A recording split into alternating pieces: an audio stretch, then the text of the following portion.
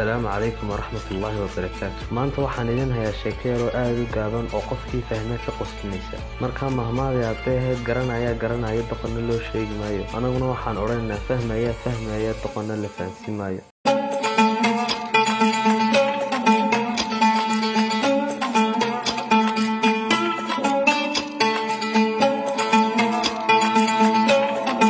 laba nin baa safar wada galay oo diyaarad wada raacay. labadan ninna waxay kala hayeen nin injineera iyo mid dhakhtar ah. waxoogaa markii diyaaradii socotay in muddo ah ayaa ninkii dhakhtarka waxa uu dareemay caajis. markaasuu ninkii ag fadhiyay injineerka ku yiraahday waa ka waran haddaynu ciyaar wada ciyaarno si aan caajiska iskaga duulino. ninkii injineerka ahna intuu ka cudbaartay buu ku yiraahday kulama ciyaari karayo oo intuu sii jeesaday buu iska dhigay wax seexday oo kale. ninkii dhakhtarka ahna wuu yara jirdiiday jawaabtii oo isagoo ninkan doonaya inuu fikirkiisa soo jeediyo ayuu ku yiraahday war hadda hoy waa ciyaar xallad leh muqdisaaso loo ciyaarayo. ninkii injineerka ahna jawaab qayaxan buu siiyey wuxuu ku yiraahday may.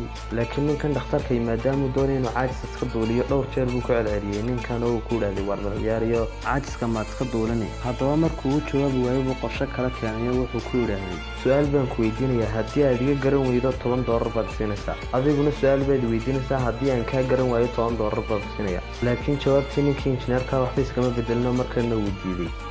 haddaba markii labaad wuxuu soo bandhigay ninkii dhakhtarka ahaa oo waxa uu ku yiraahday haddii aad su'aal weydiiso oo ka garan waayo waxaan ku siinayaa $100. laakiin haddii aan anigu su'aal ku weydiiyo iga garan weydo $10 baad siinaysaa. ninkii injineerka ahna intuu xogaa yara fikiray markuu dantiisa ka dhex arkay uu soo jeesaday uu yiraahday waa yahay inoo bilo ciyaarta. ninkii dhakhtarka ahaa baa su'aashii qaatay wuxuu ku yiraahday waxa sheegta masaafada u dhaxaysa dhulka iyo dayaxa. ninkan kale injineerka ahna muu garanayno intuu $10 soo saaray buu u dhiibay maadaama shardigu sidaa ahaa. haddaba isaguna su'aal buu weydiiyay wuxuu ku yiraahday waxa sheegta wax haddii uu buurta 3 jeer koro 4 jeer ka soo daadega. ninkii dhakhtarka xogaa buu fikiray oo su'aashii jawaabteedii uu raadinay ilaa iyo heer uu markii dambe xataa internetka ka baaray. markuu internetkiina ka waayay buu intuu soo noqday ninkii injineerka buu lacagtii siiyey. ninkii injineerka ahna intuu qosligu sii jeesaday hurdadiisa iska sii bilowday. markaasuu waxoogaa markii isag fadhiyana ninkan dhakhtarka inuu la dawaqsay su'aasha uu ninkan weydiiyey ayuu intuu ninkii injineerka u soo jeesaday buu ku yiraahday waa su'aashii weydiisay jawaabteedu maxay ahayd. ninkii injineerka ahna intuu $10 soo saaray buu u dhiibay iska sii jeesaday.